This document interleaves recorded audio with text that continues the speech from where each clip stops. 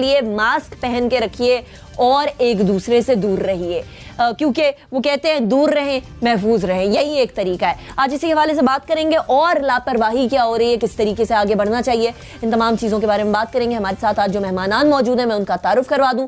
Doctor Nausheen Hamid साहिबा हमारे साथ मौजूद हैं, PTI की रहनुमा हैं और पार्लियामेंट्री सेक्रेटरी हैं हेल्थ की। बहुत शुक्रिया डॉक्टर साहब आपने हमें ज्वाइन किया। शैला रजा साहिबा हमारे साथ मौजूद होंगी, सिंध में पीपल्स पार्टी की जो है वो रहनुमा भी हैं, ऑफकोर्स डिप्टी स्पीकर भी हैं सिंध असेंबली की। बहुत शुक्रिया शैला रजा साहिबा आपने हमें ज्वाइन किया। इसके अलावा ताहिरा औरंगजेब साहिबा हमारे साथ मौजूद हैं, PMLN की सीनियर रहनुमा है। बहुत शुक्रिया ताहिरा औरंगजेब साहिबा आपने भी हमें ज्वाइन किया। और डॉक्टर ताहिरा शाहिद साहिबा भी हमारे साथ मौजूद है, जिससे हम डॉक्टर्स के क्या कंसर्न्स है उस हवाले से भी बात करेंगे और अभी जो सिचुएशन है उस हवाले से भी बात करेंगे। डिस्कशन की तरफ बाकायदा चलते हैं। डॉक्टर नौशीन हामिद साहिबा, सबसे पहले मैं आपसे स्टार्ट करूंगी। डॉक्टर साहिबा, लॉकडाउन में कंफ्यूजन बड़ी पैदा हो गई थी। शुरू में लॉकडाउन करना है नहीं करना, लॉकडाउन है कर्फ्यू है, वो एक सिचुएशन डेवलप हुई, वो हल हो गई, लॉकडाउन हुआ, उसके बाद फिर नरमी बरती गई। लोगों ने उस नरमी को बहुत लाइटली ले लिया है डॉक्टर साहिबा, और बाजारों के अंदर रमजान के ड्यूरिंग हम लोगों को खचाखच भरे हुए बाजार नजर आ रहे हैं। ये तो एक कोरोना वायरस का ब्रीडिंग ग्राउंड बन जाएगा डॉक्टर साहिबा। आपको लगता है कि गवर्नमेंट को सख्त इक़दामात लेने की जरूरत है? जी बिस्मिल्लाहिर्रहमानिर्रहीम। देखिए, मैं समझती हूँ कि ये बिल्कुल जो लॉकडाउन है उसमें किसी किस्म की कंफ्यूजन नहीं है। ये हमें पता है कि हमें लॉकडाउन करना है, और लॉकडाउन किस किस्म का होना है वो हमें अपने मुल्क की हालात को देखते हुए, उसकी जो टाइप है, कितना करना है, कितनी देर के लिए करना है, वो उसको देखते हुए डिटर्मिन किया गया है। असल इशू जो है वो जो SOPs इन लोगों को दिए गए हैं, जो दुकानदारों को दिए गए हैं, जो दूसरे जिन चीज़ों को खोलने की इजाज़त दी गई है उनको जो SOPs दिए गए हैं, असल इशू उनकी इम्प्लीमेंटेशन का है। इस वक्त अवाम जो है, मैं समझती हूँ कि वो बिल्कुल कोऑपरेट नहीं कर रही, वो इतनी सीरियस चीज़ को बहुत लाइटली ले रही है, और हुकूमत की तरफ से जो हदायत दी जा रही हैं, जो SOPs इशू किए जा रहे हैं, उसके ऊपर बिल्कुल भी अमल दरामद नहीं हो रहा।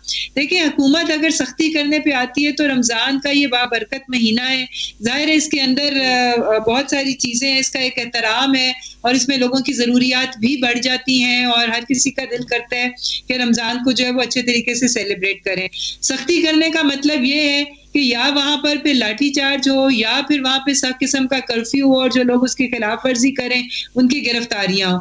तो हुकूमत ये बिल्कुल नहीं चाहती है, और ये मैं समझती हूँ कि ये इस वक्त मुनासिब भी नहीं है, क्योंकि हम सब एक बड़े मुश्किल दौर से गुजर रहे हैं। इसका वाहिद हल यही है कि अवाम इस वक्त कोऑपरेट करे और गैर ज़रूरी निकलना छोड़े। देख हम ये रहे हैं कि बाज़ारों में वो अगर ज़रूरत के तहत अगर कोई आता भी है तो मोटर बाइक पे 2-2 छोटे बच्चे बिठाए हुए हैं। अब ये आप इससे अंदाज़ा कर लें कि गुजारे कोई भी अपने बच्चों को रिस्क पे नहीं डालना चाहता, पर अगर वो बच्चों को बिठा के मोटर बाइक्स पे आ रहे हैं तो इसका मतलब है कि उनको सिचुएशन की ग्रेविटी का अंदाजा ही नहीं है कि वो क्या कर रहे हैं। कतर कलामी के लिए माजरत, यहाँ लोग ये कह रहे हैं कि देखें जी, ये लॉकडाउन की जो नरमी थी, शायद गवर्नमेंट अपने माइंड में बड़ी क्लियर हो, लेकिन वो क्लैरिटी अवाम तक ट्रांसफर नहीं हो रही, क्योंकि अगर आपने कुछ सेक्टर्स खोल दिए हैं तो बाकी सेक्टर्स, जिस तरह ताजर बरादरी की बात आपने सुनी, वो कहते हैं कि जी ये तो अनफेयर हो गया ना, बाकी सबको खोल दिया, आप हमें नहीं खोल रहे, हमारे काम को आपने बंद किया हुआ, तो ये तो बात अनफेयर हो गई। अच्छा, इस चीज को कैसे केटर किया जाएगा? वो कह रहे हैं मस्जिदें आपने खोल दी, कंस्ट्रक्शन सेक्टर आपने खोल दिया, 37 के करीब चीजों की, सेक्टर्स की लिस्ट आपने दे दी कि इनको खोल दिया जाए, तो फिर हम क्यों ना खोलें? ये एक फैक्टर बहुत आ रहा है, इसको गवर्नमेंट कैसे केटर करे? जी देखिए, ये इस वक्त जाहिर है कि उन वाली इंडस्ट्रीज को और उन सेक्टर्स को खोला गया है, उनमें 2 चीज़ें हैं। सबसे पहली ये कि वो बहुत ज़्यादा अशद ज़रूरत के सेक्टर्स हैं, जिसके बगैर जो है वो इस वक्त रमज़ान के महीने में आगे काम नहीं चल सकता, जैसे ग्रोसरी स्टोर्स हैं या इफ्तारी के लिए जो कोई सामान वगैरह, उस किस्म की चीज़ें जो हैं जिनके बगैर बिल्कुल जो है वो लोगों का गुजारा मुमकिन नहीं। और दूसरी जो इंडस्ट्रीज़ खोली गई हैं वो उन इंडस्ट्रीज़ को मार्क किया गया जो कि लो रिस्क इंडस्ट्रीज़ हैं, जो कि इंटरनेशनल SOP के मुताबिक जिनके अंदर जो है अगर लोग काम करेंगे तो वहाँ पे स्प्रेड का अंदेशा जो है वो मिनिमम है, और अगर वहाँ पर उन SOPs को फॉलो किया जाए और एहतियाती तदाबीर जो उनको बताई जाती हैं कि कितने फासले पे वर्कर्स ने काम करना है, अंदर आने से पहले किस किस्म की सैनिटाइजेशन चाहिए, वहाँ फैक्ट्रीज के अंदर किस किस्म का माहौल होना चाहिए, तो अगर उन चीज़ों को हम लोग देखते हुए करें तो ये लो रिस्क इंडस्ट्रीज हैं। तो ज़ाहिर इस वक्त हम लोग चूँकि मईशत का पहिया भी चलाना है और कोशिश करनी है कि कम से कम लोग बेरोजगार हों और एक मईशत मीशत का साइकिल चलता रहे, तो उसके लिए ये लो रिस्क इंडस्ट्रीज जो हैं और लो रिस्क बिजनेसेस जो हैं उनको आइडेंटिफाई किया गया।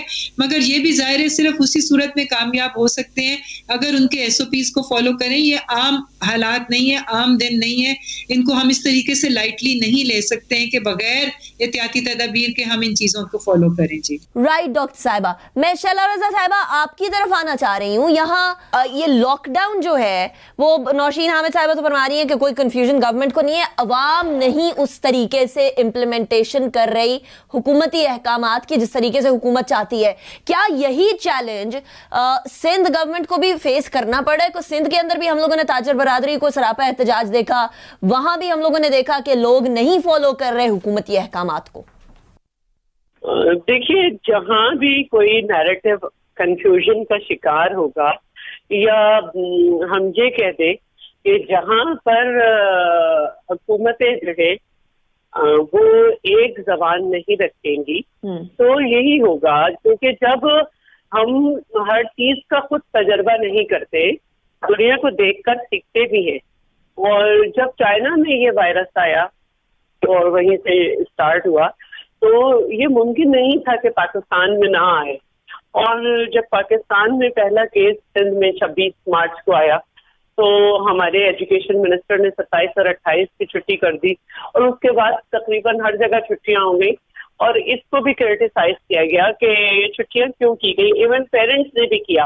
लेकिन फिर उसके बाद जो है हमने ये देखा कि 26 तारीख से लेकर आज तक, 26 मार्च से 26 अप्रैल और अब में आ गई 2 महीने में। 2 महीने में हमारे यहाँ जो केसेस की तादाद है वो पूरी दुनिया में जो रेशो था कि 10% वही है। और लेकिन हमारे यहाँ टेस्टिंग कैपेसिटी कम है, बड़े बड़े ममालिक के पास नहीं है। तो हमें इससे सीखना चाहिए या हमें हटदर्मी करनी चाहिए कि नहीं जी हमारे केसेस कम है?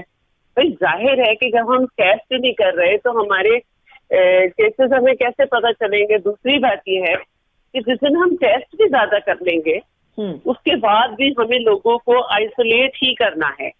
तो ये बात इस तरह से नहीं समझाई गई, बल्कि ये कहा गया कि मामूली सा नज़ला बुखार होता है, फ्लू है, जो कि चला जाता है। सही, ये इंतहाई गैर संजीदा बयान था, लेकिन ठीक है, हो गया। उसके बाद लॉकडाउन को जो है वो कंफ्यूज किया जाता रहा, यहाँ तक कि आज तक वजीर आजम साहब कहते हैं कि एक सूबे ने ज्यादा कर लिया। भाई आपको तो खुश होना चाहिए कि अगर किसी ने ज्यादा भी कर लिया है तो अच्छी बात है, एहतियात इलाज से बेहतर है। और जिस चीज का इलाज ही ना हो उसमें तो एहतियात ही एहतियात है। तो ये एक सूरत हाल है जिससे अवाम ने बहुत ही इसको गैर संजीदा लिया। जहाँ जहाँ संजीदगी से लिया गया उन डिस्ट्रिक्ट में हमें काफी बेहतर सूरत हाल मिलती है। 23 सिंध में हम देख रहे हैं कि बेहतर है सूरत हाल, शहरी सिंध के बजाय। तो वहाँ पे हालांकि बड़ा नाम रखा जाता है कि बड़ी गुर्बत है, माल न्यूट्रिशन वहाँ है। हाँ बिल्कुल है, लेकिन उनमें समझ भी है, उन्होंने बात सुनी अपने बड़ों की और अपने लीडर्स की। तो आज हम देखते हैं कि उमरकोट हो या ये जगहें हो, वहाँ पे कम है जिनके लिए कहा जाता था कि ये बहुत ही, और है कि ये बहुत ही गुर्बत है इधर। लेकिन वहाँ की कमजोर औरतें भी जो है ना वो जीत चुकी हैं, और वहाँ के कमजोर और जिनको कहा जाता है कि भूखे नंगे लोग, उन भूखे नंगे लोगों ने अवाम ने उन्होंने नैरेटिव समझा। अच्छा, शहरी लोगों ने नहीं समझा, और शहर में आज आप देख लें कि क्या सूरत हाल है। राइट अच्छा शैला रज़ा साहिबा, यहाँ अब बहुत जरूरी हो गया है कि सियासत की बजाय हम तमाम मिलकर सर जोड़कर कोरोना वायरस का जो फैलाव है, जो तेज हो गया है मजीद, इसको फुल स्टॉप लगाए। और जिस तरह आपने अपने पिछले जवाब के अंदर भी कहा कि शहरी इलाकों के कई लोग नहीं अंडरस्टैंड कर पा रहे इस बात को, कैसे अंडरस्टैंड करवाया जाए वफाकी सतह के ऊपर भी, सूबाई सतह के ऊपर भी, ये जो वायलेशंस हो रही हैं, इसका हल आपको क्या नजर आता है? देखिए, इसका हल वो है जो डॉक्टर्स कहते हैं, और डॉक्टर्स चीख के कह रहे हैं कि हम जो है वो फ्रंट लाइनर हैं और हम मर रहे हैं। और हम सब जानते हैं कि हमारी जो इस वक्त सूरत हाल है मुल्क की, उसमें हमारे पास तिब्बी अमला भी कम है, चाहे वो पैरामेडिक्स की शक्ल में हो या डॉक्टर्स की। तो हमें डॉक्टर्स की बात को सुनना है, क्योंकि यहाँ पर हम जीरो हैं, उनकी राय ही वैलिड होगी। तो हमें ये समझती हूँ कि वैसे भी रमजान है, सिर्फ जो लोग जा रहे हैं काम पे उनको एक कार्ड दे दिया जाए उनके इदारे का, और सिर्फ वही लोग बाहर निकले, बाकी लोग बाहर ना निकले। इसी में हमारी बचत है, इसी में हम बेहतर हैं। ठीक शाला रजा साहिबा। अच्छा ताहिरा औरंगजेब साहिबा, लॉकडाउन, मैं अभी घर से आई दफ्तर, आप भी घर से यहाँ स्टूडियो तक आई, आपको लॉकडाउन नजर आ रहा है? जुजवी हो या पूरा हो, अमली तौर पर लॉकडाउन किस हद तक आपको नजर आ रहा है इधर? बिस्मिल्लाहिर्रहमानिर्रहीम। जब हुकूमत कंफ्यूज हो किसी पॉलिसी के लिए, कभी वो कहते हैं जी मुकम्मल लॉकडाउन किया जाए, कभी कहते हैं जुज़वी किया जाए, कभी कहते हैं तामीराती शोबा खोल दिया जाए, और ये है कि टेलर्स की दुकानें खोल दी जाएं, समझ नहीं आती, लोग भी कंफ्यूज हैं कि ये गवर्नमेंट की पॉलिसी क्या है। कहीं तो नज़र आता है, आप यकीन करें रावलपिंडी के अंदर बनी हुए आप चले जाएं, ये नहीं कि शाम को जाएं, इफ्तारी से पहले अभी चले जाएं, वहाँ हर दुकान खुली है, लोगों का हजूम है, लोगों ने अपने घर की रोज़मर्रा की अशिया भी लेनी है। वो इतने अमीर भी नहीं हैं अंदरून शहर में लोग कि एक हफ्ते का इकट्ठा सारा कुछ सामान ले, वो डेली जाते हैं, उनके बच्चों ने रोज़े रखे हैं, ख़वातीन रोज़े रखती हैं, बुज़ुर्ग रोज़े रखते हैं, तो जितनी जितनी उनकी ज़रूरियात हैं उतने पैसे वो ले के जाते हैं और अपनी रोज़ की चीज़ें ले के आते हैं। तो इससे भी लोगों को समझ नहीं आ रही कि ये अगर हम जाके खुद चीज़ें नहीं लाएंगे, वो नौकर भी नहीं रख सकते, उनके हालात ऐसे नहीं, उन्होंने खुद ही जाना है, खुद ही लेके आना है। राइट। तो ये मुझे तो लॉकडाउन वाली पॉलिसी बड़ी कंफ्यूज लगी है गवर्नमेंट की।